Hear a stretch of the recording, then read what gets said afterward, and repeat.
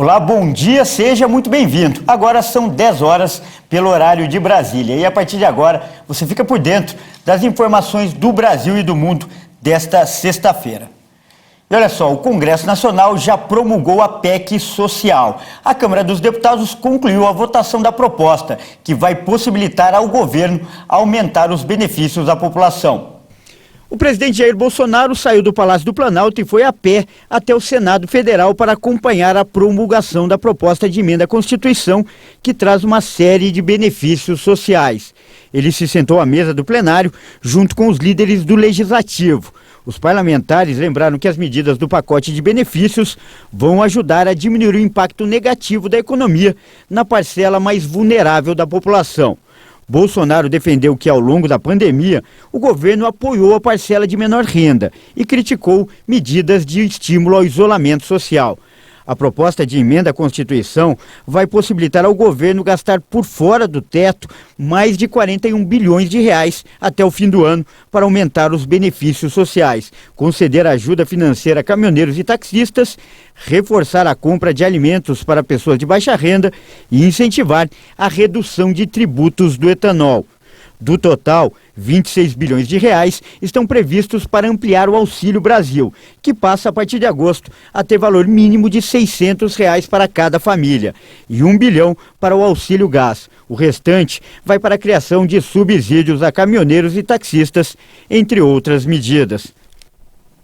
Nós continuamos falando das notícias de Brasília. O Congresso derrubou os vetos do presidente Jair Bolsonaro à lei que limitou o ICMS sobre combustíveis, gás natural, energia elétrica, comunicações e transporte coletivo. Com isso, passarão a valer regras que obrigam a União a compensar os estados pela perda de arrecadação.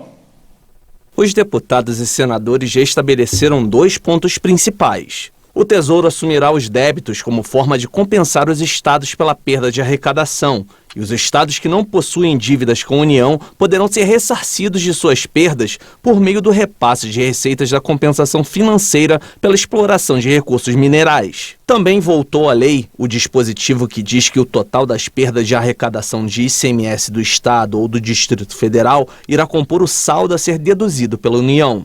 O imposto sobre circulação de mercadorias e serviços é estadual, compõe o preço da maioria dos produtos vendidos no país e é responsável pela maior parte dos tributos arrecadados pelos estados. De acordo com a proposta, combustíveis, gás natural, energia elétrica, comunicações e transporte coletivo passam a ser classificados como essenciais e indispensáveis, o que proíbe os estados de cobrarem taxa superior à alíquota geral de ICMS, que varia de 17% a 18%. Diante disso, governadores de diversos estados criticaram a medida, afirmando que essa limitação causaria perda de arrecadação de até 83 bilhões de reais. E a gente vai agora de notícias internacionais. Os corpos de 23 dos 26 mexicanos que morreram em um caminhão quando tentavam entrar nos Estados Unidos retornaram ao país de origem para serem enterrados pelos familiares. A informação foi confirmada nesta quinta-feira pelo Ministério das Relações Exteriores. Os mexicanos são a maioria das vítimas na tragédia ocorrida na cidade de San Antônio, que deixou 53 mortos no total, incluindo também cidadãos de Honduras e Guatemala. Os corpos foram encontrados em 27 de junho por um funcionário da cidade americana que ouviu um pedido de ajuda perto de uma estrada onde trabalhava e abriu a porta traseira do caminhão. Transportar migrantes irregulares em caminhões é uma prática cada vez mais comum entre milhares que tentam entrar nos Estados Unidos, geralmente fugindo da pobreza e da violência em seus países de origem.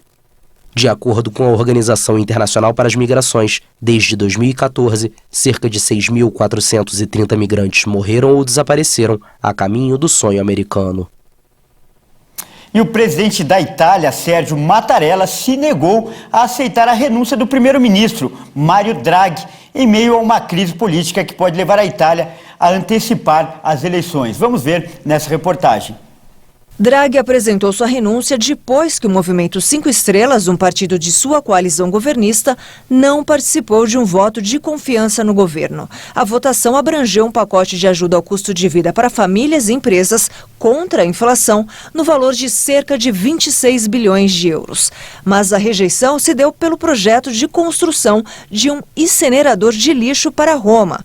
Acontece que a oposição considera caro, poluente, ineficiente e ultrapassado em termos de tecnologia. Com isso, o partido se sentiu isolado por Draghi e seus parceiros de coalizão. Então, começou a defender que o primeiro-ministro não vem fazendo o suficiente para ajudar economicamente a população. Mesmo sem o apoio de legenda, o premier venceu, mas aumentou as apostas, dizendo que não governaria sem o apoio dos 5 Estrelas e apresentou sua carta de renúncia nesta quinta-feira. A Itália, então, se vê em meio de uma crise política, depois que a heterogênea coalizão de governo, liderada por Mário Draghi, rachou. Olha, e o conflito entre a Rússia e a Ucrânia pode ter uma trégua econômica. Isso porque os dois países negociam um acordo para garantir a exportação de grãos. As 4 partes se reuniram em Istambul, na Turquia, para trabalhar na criação de um corredor seguro no Mar Negro para transferir grãos encalhados dos portos ucranianos para o mercado global. Os dois países, juntamente com a Turquia e as Nações Unidas, concluíram a primeira rodada de negociações. O encontro pôde ser considerado um sucesso e as questões que preocupam a Rússia e a Ucrânia serão abordadas em outras reuniões. Anteriormente, tanto a Rússia quanto a Ucrânia estavam preocupadas com a possibilidade da criação do corredor de grãos no Mar Negro. A Rússia estava apreensiva que a Ucrânia usasse os navios para transportar armas, enquanto a Ucrânia estava preocupada com os ataques portuários que poderiam ser feitos pelos russos. Os receios de ambos os lados fazem jus à crise criada pela Rússia no leste europeu após a invasão. O conflito impactou diretamente a economia ucraniana. Isso pelo fato do país ser considerado o celeiro da Europa, devido à fertilidade de suas terras. A Ucrânia é um dos maiores exportadores de grãos do mundo, com uma safra muito acima da média.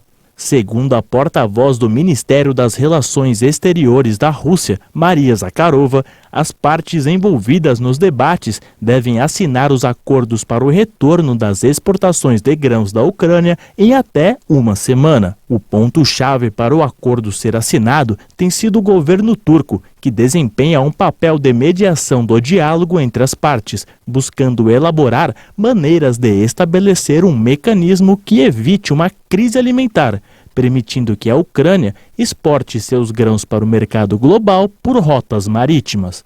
Além disso, o país também espera que sua capital, Istambul, se torne um centro operacional, onde todo o processo de embarque possa ser realizado.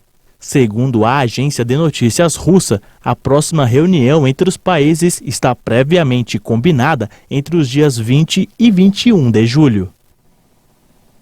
E olha só, um ventrículo esquerdo do coração humano em miniatura está sendo desenvolvido por pesquisadores da Universidade de Toronto, no Canadá. E essa descoberta será fundamental para o estudo de doenças cardiovasculares e também no uso em terapias. Vamos conferir nessa reportagem.